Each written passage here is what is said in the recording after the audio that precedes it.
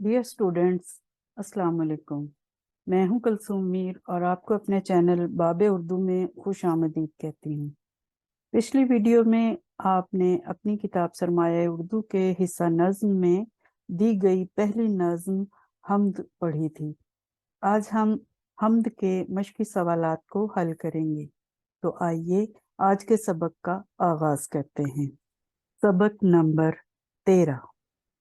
सबसे पहले आपको मैं नज़्म के अशार की तशरीह के हवाले से थोड़ी सी मालूमात देना चाहती हूँ। जब आपको पेपर मिलेगा तो पेपर को शुरू में मैंने आपसे जो फेडरल बोर्ड का मॉडल क्वेश्चन पेपर था वो आपसे डिस्कस किया था और बताया था कि आपका पेपर जो है वो 3 हिस्सों में मुनक़सिम होता है, यानी उसको 3 हिस्सों में तकसीम किया गया होता है। पहला हिस्सा जो होता है वो आपका क्वेश्चन नंबर 1 होता है। पहला सवाल वो डिजिटल पेपर होता है और उसमें सिर्फ एमसीक्यूज होते हैं, मल्टीपल चॉइस क्वेश्चंस होते हैं। आपने ऑप्शंस आपको जो दी गई होती हैं उनको पेंसिल से मार्क करना होता है और वो आपका पोर्शन जो है आपके चारों हिस्सों में से यानी हिस्सा नसर और नज़्म और ग्रामर और जो गज़ल है उसके मालूमात पर मबनी वो पूरा होता है पोर्शन। और उस क्वेश्चन के 20 नंबर होते हैं और वो आपने करके पहले शुरू के शायद 20 मिनट आपका टाइम होता है, उसमें आपने वो वापस करना होता है। फिर आपको जो दूसरा सब क्वेश्चन पेपर मिलता है उसमें मज़ीद 2 हिस्से होते हैं। तो जो दूसरा हिस्सा होता है, सेकंड पार्ट उसका पेपर का, क्वेश्चन पेपर का, उसमें आपको 2 बंद दिए जाते हैं जो कि मुख्तलिफ नज़मों से होते हैं, यानी मुख्तलिफ क्वेश्चंस होते हैं, लेकिन जो हिस्सा नज़्म में से सवाल होगा वो ये होगा कि 2 बंद दिए गए होंगे हिस्सा नज़्म में से, मुख्तलिफ नज़मों में से 2 अलग अलग बंद होंगे और आपको उसके नीचे 4 सवालात हर बंद के नीचे दिए गए होंगे और आपको 1 सवाल छोड़ने की इजाज़त होगी। 3 सवालात के जवाबात आपने लिखने होंगे और 12 नंबर का वो सवाल होता है। उसके बाद हिस्सा नज़्म में से ही एक और सवाल क्वेश्चन पेपर के तीसरे हिस्से में आता है जो कि होता है तशरीह का सवाल। तो यहाँ तो लिखा हुआ है कि 10 नंबर का वो सवाल होगा, मगर अब ये पेपर का जो पैटर्न है वो बदल चुका है और उसमें 7 नंबर का ये सवाल होता है। मगर जो अहम बातें आपको मैं बताना चाहती हूँ वो ये हैं कि आपने किस तरीके से हल करना है उसके उस तीसरे हिस्से के सवाल को, कि जब आप तशरीह करेंगे तो आप सबसे पहले जवाब में ये लिखेंगे। नंबर 1 आप हेडिंग देंगे नज़्म का उन्वान, इसका आपको 1 नंबर मिलता है और फिर आप लिखेंगे शायर का नाम कि किस शायर ने इस नज़्म को लिखा है, उसका भी आपको 1 नंबर मिलता है। तो ये जो नज़्म का उन्वान है, इसी तरह, बिल्कुल इसी तरह आप ये हेडिंग्स लिखेंगे और इसके सामने आप यहाँ पर नज़्म का उन्वान लिख देंगे और इसी तरह दूसरी सत्र में या दूसरे नंबर पर आप शायर का नाम लिखकर उसके सामने नाम को लिखेंगे। जैसे आपने हमद पढ़ी, यहाँ लिखेंगे हमद, नज़्म का उन्वान क्या है, हमद, और शायर का नाम क्या है, अमीर मीनाई। उसके बाद बेहतर होगा शायर का 2, 3 या 4 सत्रों में आप तारुफ लिख दें। शायर का तारुफ वो होगा अमीर मीनाई के बारे में जो मैंने आपको बताया कि उनकी तारीख़ पैदाइश क्या थी और वफ़ात क्या थी, सन उनका, और उसके बाद उनकी जो उन्होंने किस किस शोबे में शायरी की। जैसे मैंने आपको बताया, उन्होंने गज़लें भी लिखी, उन्होंने नज़में भी लिखी, और उन्होंने वो भी लिखे, मसनवियाँ भी लिखी, तो जो है और मरसिए भी लिखे। तो उनके जो वजह शोहरत बनी वो उनकी ये जो हैं गज़लियात भी हैं और नज़में भी हैं। और उन्होंने वैसे तब आजमाई एक से ज्यादा शोबों में की। बस 2-3 लाइनों में आपने तारुफ लिखना है और उसके बाद आप तशरीह की हेडिंग देंगे। अब तशरीह में आपने क्या बातें जहन में रखनी है। इम्तिहानी पर्चे में हिस्सा नज़म से 2 अशार एक ही नज़म से दिए जाएंगे, और इसमें चॉइस होगी, एक नज़म से होंगे और 2 दूसरी नज़म से होंगे। तो आप जौन सा भी हिस्सा सेलेक्ट करें, चुन लें कि मैंने ये करना है, अलिफ होगा या बे होगा। अलिफ हिस्से में भी 2 अशार होंगे और बे हिस्से में भी 2 अशार होंगे। तो आप अगर तैयारी करते वक्त तमाम नज़में 2-3 बार अच्छी तरह पढ़ लें तो नज़म का नाम आपके जहन में आ जाएगा, याद रहेगा। और उसके अलावा जो सामने नज़मों के उन्वानात के सामने शुरा के नाम भी लिखे होते हैं, वो भी आपको याद कर लेने चाहिए कि कौन सी नज़म किस शायर ने लिखी है।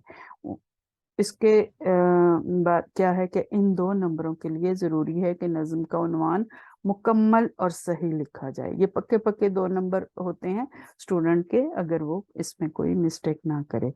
और शायर के नाम का इमला भी दुरुस्त हो, यानी दुरुस्त नाम लिखें और पूरा नाम लिखें।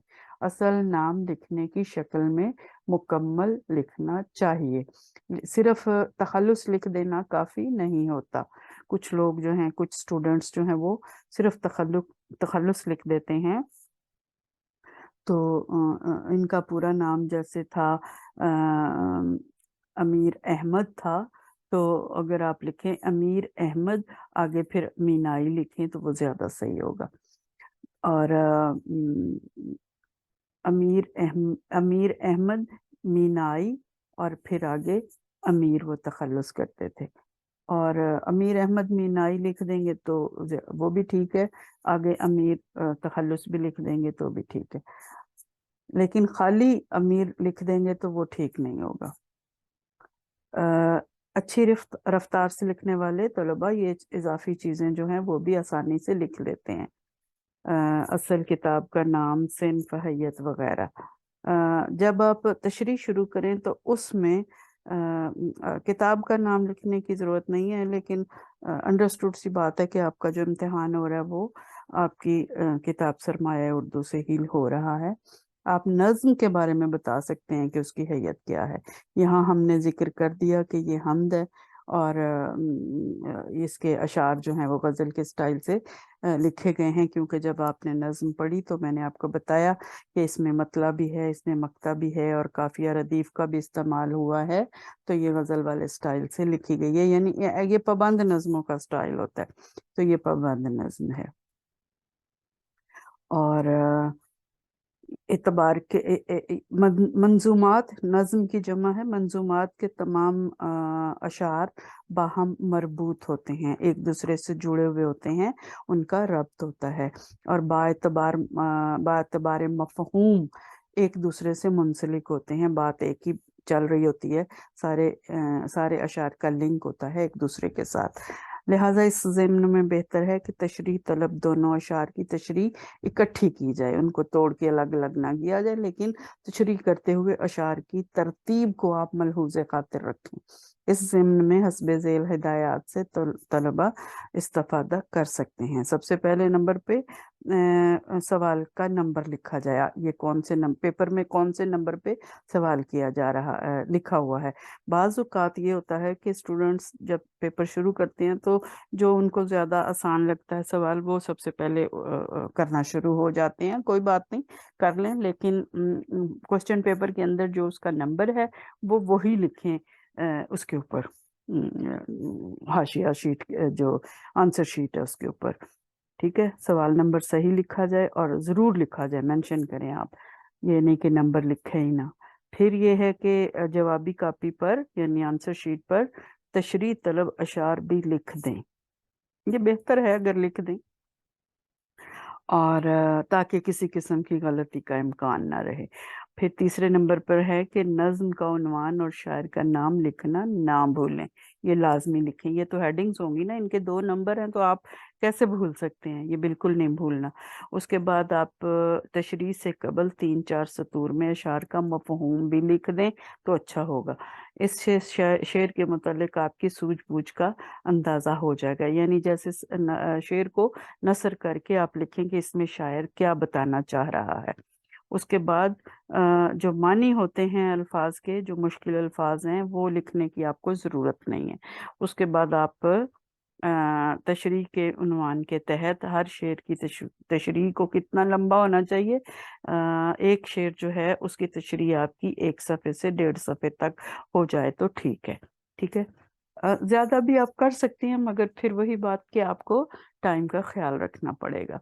तशरीह में किसी भी शायर के मिलते जुलते मफहूम वाले अशार के अलावा अक़वाल, आयात, अहादीस, कहावतें, ज़रबुल अमसाल वगैरह का मौका महल के मुताबिक इस्तेमाल तशरीह को मुयस्सर और मुदल्लल बनाने के लिए मुआविन साबित होते हैं। मैंने आपको जब तशरीह कराई तो आपको साथ साथ हवाले के अशार भी मैं बोल रही थी, उम्मीद है कि आपने नोट किए होंगे। और इसके अलावा कुरान पाक की आयात, और अगर कोई हदीस हो रेलेवेंट तो वो भी लिख सकते हैं, या कोई कोट वगैरह किसी ने कोई बात कही हुई है, वो भी आप लिख सकते हैं। उर्दू के अलावा दूसरी ज़ुबान के हवाले की सूरत में, जैसे आप कोई फ़ारसी या अरबी का कोट कर रहे हैं या अरबी की आयत लिखते हैं तो छोटी ब्रैकेट में उर्दू तर्जुमा भी ज़रूरी है। हवाले को मफहूम से जोड़कर बयान करना चाहिए। हवाला जात से तशरीह में मुनासिब मौका पर इस्तेमाल ना होते हों तो आखिर में लिख दिए जाएं। बेहतर ये है कि अशार को दरमियान दरमियान में, जहां आपकी बात जो आप बयान कर रहे हैं उसके साथ दरमियान में उनको पिरोया जाए, जैसे मोतियों को पिरोया जाता है, वो ज़्यादा मौसर होते हैं मेरे ख्याल में। एंड पे लिखने की बजाय वो इतने मौसर साबित नहीं होते।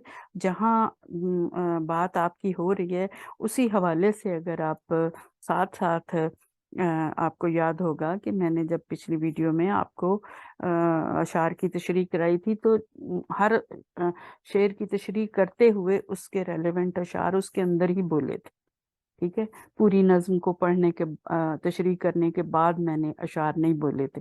तो इसी तरह आप भी लिखते हुए दरमियान दरमियान में अगर वो अशार जो हैं उनको एडजस्ट करेंगे तो वो ज़्यादा मौसर साबित होंगे और इम्प्रेशन बड़ा अच्छा पड़ेगा एग्जामिनर के ऊपर। ठीक है, गलत हवाले के अशार ना लिखें, गलत पर लिखेंगे तो फिर नंबर कटेंगे।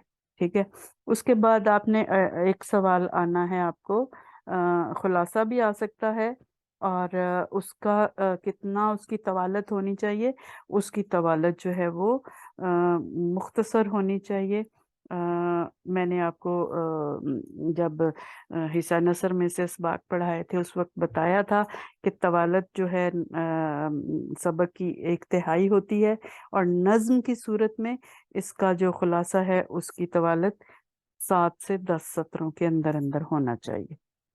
और एक सवाल और आता है, वो मरकजी ख्याल का आता है आपके पेपर में, तो वो किसी शॉर्ट क्वेश्चन में आपको मरकजी ख्याल भी लिखना पड़ सकता है।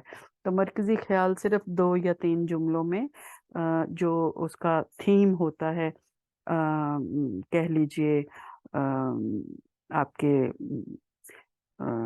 नज्म के अंदर जो ख्याल पेश किया गया है, जो मकसद है उसका, शायर का पैगाम जो आपको वो देना चाह रहा है, वो आपने लिखना होता है। तो आइए अब मश्क को शुरू करते हैं। का पहला सवाल है कि हम्द के मतन को मद्देनजर रखते हुए नीचे दिए गए हर सवाल के दुरुस्त जवाब के शुरू में टिक का निशान लगाएं। पहले नंबर पर है, ऐसी नज़्म जिसमें अल्लाह ताला की तारीफ की जाए उसे क्या कहते हैं। तो आपको पता है उसे हम्द कहते हैं, और इसी उन्वान से आपने जो नज़्म पढ़ी हमने अभी पिछली वीडियो में, वो हमद थी, और मैंने बताया था कि अल्लाह की तारीफ जिस नज़्म में हो उसे हमद कहते हैं। तो चूंकि यही नज़्म हम अभी हल कर रहे हैं, ऑप्शंस में आपको उन्होंने मल्टीपल जो दिए गए हैं जवाबात या ऑप्शंस, अलिफ हमद, बे नात, जीम मनकबत और दाल कसीदा। तो आपको अच्छी तरह मालूम है कि आंसर हमद है, तो अलिफ को आप टिक करेंगे। दूसरे नंबर पर है ये हमद किस शायर की तख्लीक है। अब आपको शायर का नाम भी मालूम है। ऑप्शंस उन्होंने दी मौलाना जफर अली खान, अमीर मीनाई, बहजाद लखनवी और माहिर उल कादरी। आप जानते हैं कि जवाब है अमीर मीनाई, तो बे पर आप टिक करेंगे। और उसके बाद ये अगर तो आपको, ये मेरा ख्याल है कि आपको आंसर शीट के ऊपर लिखने पड़ेंगे ये वाले, नंबर 1, नंबर 2, नंबर 3, पहले आप स्टेटमेंट्स लिखेंगे और फिर जवाब आप लिखेंगे, क्योंकि पहले जो क्वेश्चन पेपर आया करते थे उसमें ये भी MCQs जो थे ऑब्जेक्टिव में आया करते थे, और ये और उसी के ऊपर, पेपर के ऊपर ही, क्वेश्चन पेपर के ऊपर ही स्टूडेंट्स जो थे वो टिक करके दे दिया करते थे। लेकिन अब ये क्योंकि दूसरे पेपर में दिया गया है, तो ये आपको शायद आंसर शीट के ऊपर लिखना पड़ेगा। और अगला सवाल, अगला जो जी सवाल है वो है दूसरा सवाल, हर शेर के आखिर में आने वाले हम आवाज और हम वजन अल्फाज को काफिया कहते हैं। ये काफिया की डेफिनेशन या तारीफ है जो कि मैं आपको पहले करवा चुकी हूँ। जबकि काफिए के बाद जूं, बार बार जूं के तू दोहराए जाने वाले अल्फाज जो हैं वो रदीफ कहलाते हैं। तो आप अब ये बताएं कि इस हमद में रदीफ क्या है, कौन से अल्फाज यानी कि हदीफ रदीफ के इस्तेमाल हुए हैं। अलिफ ऑप्शन तू है, बे ऑप्शन है, जीम ऑप्शन कहाँ तू है, और दाल ऑप्शन राजदां तू है। तो हमने नज्म जब पढ़ी थी तो कहाँ तू है, कौन जाने कहाँ तू है, ये तू है दो अल्फाज की रदीफ हमने पढ़ी थी। तो आप अलिफ पे टिक लगाएंगे। दूसरा इसका है ऑप्शन, दूसरी स्टेटमेंट, इस हमद में काफिया क्या है। हमने अभी पढ़ा कि हम आवाज अल्फाज होते हैं काफिया। तो पहली ऑप्शन है अलिफ ऑप्शन जहाँ कहाँ बागबां, इनकी आवाज आपको पता चल रहा है कि सिमिलर है। बे ऑप्शन तू है, ये तो रदीफ है, अभी हम देखा है। जीम है एक लफ्ज है, और दाल बू तेरी। तो अच्छी तरह आप जानते हैं कि मेरा ख्याल है कि आपको क्लियर होगा कॉन्सेप्ट अब काफिए का और रदीफ का।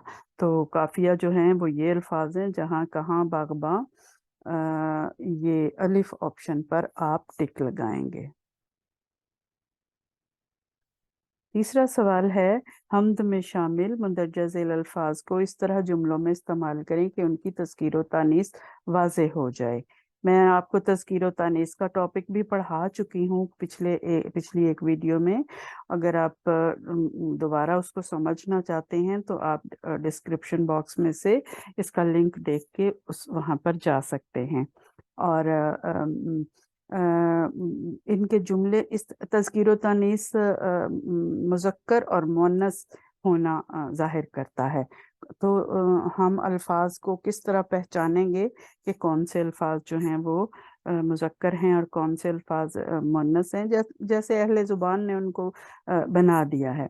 तो हम जुमले में इस तरीके से इन अल्फाज का इस्तेमाल करेंगे, आपने करना है कि पता चले कि कौन सा लफ्ज मुज़क्कर है और कौन सा मुअन्नस। तो अभी मैं आपको जुमले भी बताती हूँ। अभी ये देखें कि जलवत, खलवत, जलवत और बू, ये 3 अल्फाज इसमें मुअन्नस हैं। बाकी ये निशां, मेज़बां, चमन और जलवा, ये अल्फाज मुज़क्कर हैं, 4 अल्फाज मुज़क्कर हैं। अगला सवाल है, इस हमद का खुलासा ज्यादा से ज्यादा 10 जुमलों में तहरीर करें। तो खुलासा मैंने आपको बताया, अभी मैं आपको इसका खुलासा भी बताती हूँ कि आप नज्म का खुलासा किस तरह लिखेंगे। उन्होंने 10 जुमलों का आपको मार्जिन दिया है कि इससे ज्यादा ना हो। इस हमद का अगला सवाल है इस हमद का मरकजी ख्याल एक या दो जुमलों में तहरीर करें। तो अभी मैं ये भी आपके बताती हूँ। और छठा सवाल है किसी और शायर की कोई अच्छी सी हमद तलाश करके अपनी डायरी में लिखें। ये सिर्फ आपको प्रैक्टिस के लिए दिया गया है, अगर आप कर लेंगे तो अच्छा होगा। चलिए अब अल्फाज और उनके जुमले बना लेते हैं। पहला लफ्ज था खलवत। तो मैंने आपके लिए जुमला लिखा है, हमारी हर खलवत में अल्लाह हमारे साथ होता है। अब जुमले में कोई ऐसा लफ्ज जरूर होना चाहिए जो लफ्ज की तज़कीर या तानीस को जाहिर करे। अब इसमें खलवत में जो लफ्ज है पहला हमारी, हमारी हम कब इस्तेमाल करते हैं? मुअन्नस के लिए इस्तेमाल करते हैं। तो इससे ये पता चलेगा, हमारी खलवत जब कहा तो इसका मतलब ये हुआ कि खलवत जो है वो मुअन्नस है। अगर ये मुज़क्कर होता लफ्ज तो हम यहाँ पर हमारा इस्तेमाल करते, लेकिन हमारी खलवत में अल्लाह हमारे साथ होता है तो हमारी इसकी तानीस को जाहिर कर रहा है। हमारी हर खलवत में अल्लाह हमारे साथ होता है। दूसरा लफ्ज था जलवत। तो इसका जुमला मैंने बनाया है, अल्लाह हमारी जलवत और खलवत में मौजूद होता है। ये चूंकि दोनों अल्फाज ही मुअन्नस हैं तो यहाँ भी हमारी ही का लफ्ज जो है वो खलवत को भी मुअन्नस जाहिर कर रहा है। तीसरा लफ्ज है निशान। अल्लाह ताला ने नाफरमान कौमों का नामो निशान सफ़ाए हस्ती से मिटा दिया। निशान या निशान बात एक ही है। और यहाँ इसका ये लफ्ज मुज़क्कर है, इसका कैसे पता चल रहा है? इससे पीछे जो ये लफ्ज है का, हर्फ इजाफत इसको बोलते हैं। ये का हर्फ जो है ये जाहिर करता है कि अगला इसके बाद आने वाला जो लफ्ज है नाम और निशान दोनों ये मुज़क्कर हैं। अगर ये मुअन्नस होता लफ्ज तो यहाँ की इस्तेमाल होता, का ना इस्तेमाल होता, की इस्तेमाल होता। ठीक है, जैसे मैं अगर कहूँ निशानी तो निशानी जो होता है वो मुअन्नस होता है, तो यहाँ फिर की निशानी होती। लेकिन निशान मुज़क्कर होने की वजह से का इस्तेमाल हुआ है। तो ये ऑटोमेटिकली आप जब जुमला बनाएंगे तो आपकी सेंस आपको ये बता देगी कि यहाँ पर का आना है या की आना है। तो ये आपको ख्याल रखना पड़ेगा कि कोई ना कोई हर्फ या लफ्ज ऐसा होगा जो कि तानीस को या तज़कीर को जाहिर करेगा। चौथा लफ्ज है मेहमान। मेहमान या मेहमान। आज हमारे घर एक मेहमान आ रहा है। यहाँ पर इस लफ्ज की तज़कीर को फेल जो है ना वो जाहिर कर रहा है, आ रहा है। अगर कोई मुअन्नस होता तो यहाँ पर आ रही है होता। अगर मुअन्नस लफ्ज होता यहाँ पर तो फिर आ रहा है की बजाय आ रही है इस्तेमाल होना था। पांचवा लफ्ज है चमन। चमन मुज़क्कर है, कैसे पता चला? बहार के मौसम में सारा चमन फूलों से भर जाता है। अब यहाँ से सारा भी जाहिर कर रहा है कि चमन है, मुज़क्कर है। ठीक है, भर जाता है ये भी बताता जाता है, ये भी बता रहा है कि ये मुज़क्कर है। तो अगर ये मुअन्नस होता तो फिर सारा ना होता, सारी होता। और जाता है की बजाय जाती है होता। ठीक है, तो ये ताबे होते हैं, जो सिफ्त होती है वो मौसूफ के ताबे होती है। और इसी तरह जो हर्फ इजाफत होता है वो जाहिर करता है तज़कीर और तानीस को। और छठा लफ्ज है बू। तो बू जो है वो मुअन्नस है, इसलिए जुमले में कैसे इस्तेमाल हुआ? फूलों की खुशबू, सॉरी खुशगवार बू। बू खुशगवार बू वो होगी जिसको हम खुशबू कहते हैं।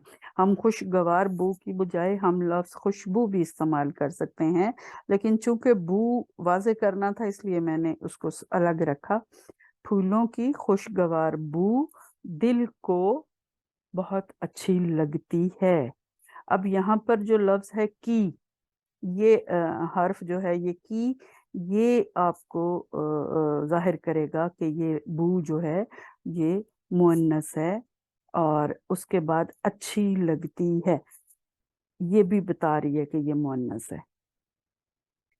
تو ایسا کوئی نہ کوئی لفظ یا حرف ہونا چاہیے جملے میں ضرور، جو یہ ظاہر کرے کہ جو آپ نے جملہ بنایا ہے، جو لفظ استعمال کیا ہے آپ نے جملے میں، وہ مذکر ہے کہ نہیں ہے۔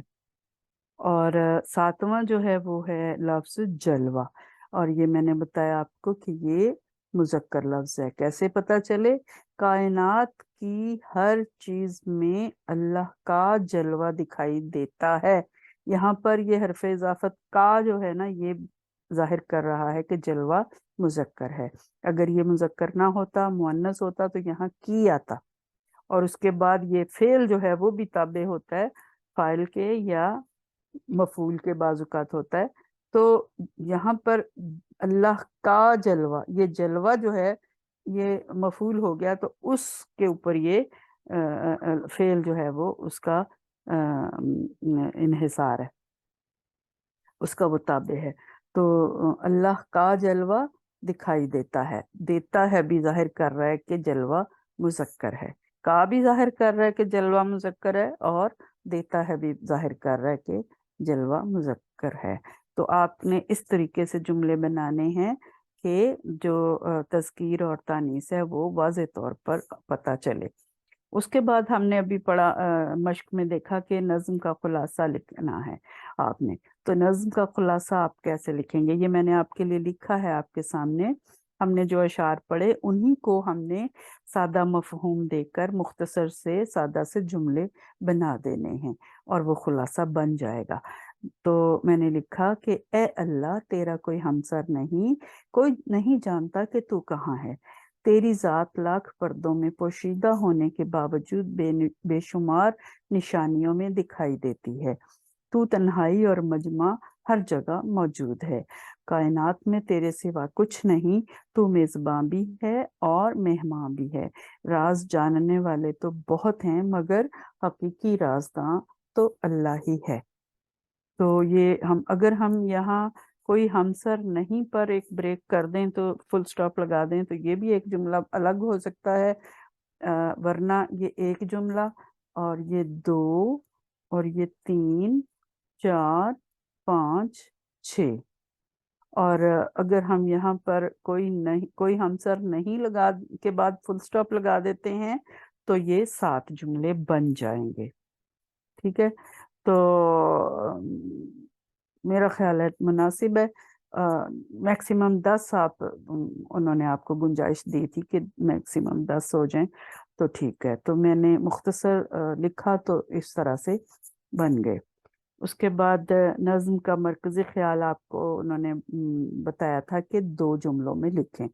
تو 2 جملوں میں نے مرکزی خیال لکھا۔ کیا تھا اس کا مرکزی خیال؟ وہ یہ بن رہا ہے، اللہ ایک ہے اور ہر جگہ موجود ہے، یہ پہلا جملہ ہو گیا۔ اور دوسرا جملہ، کائنات کے ذرے ذرے میں اس کی نشانیاں موجود ہیں۔ That's it. بیسک تو یہی پیغام ہمیں دیا ہے، باقی اس کی ایکسپلینیشن تھی کس طریقے سے ہم اس کی نشانیوں کو پہچانتے ہیں۔ ٹھیک ہے، تو یہ ہوا آج کا آپ کا سبق۔ ڈیئر اسٹوڈینٹس، آج آپ نے اپنی کتاب سرمایہ اردو کی پہلی نظم حمد کے مشقی سوالات کو حل کیا، اور اس کے علاوہ حصہ نظم میں سے امتحان میں آنے والے تشریح کے سوال کو حل کرنے کا طریقہ بھی سیکھا۔ اگر ویڈیو پسند آئی ہو تو لائک اور شیئر ضرور کیجیے، اور اگر چینل پر نئے ہیں تو سبسکرائب کر کے بیل آئیکن کو بھی دبا دیں۔ ویڈیو دیکھنے کا شکریہ۔ اللہ آپ کا حامی و ناصر ہو۔ اگلی ویڈیو تک اللہ حافظ۔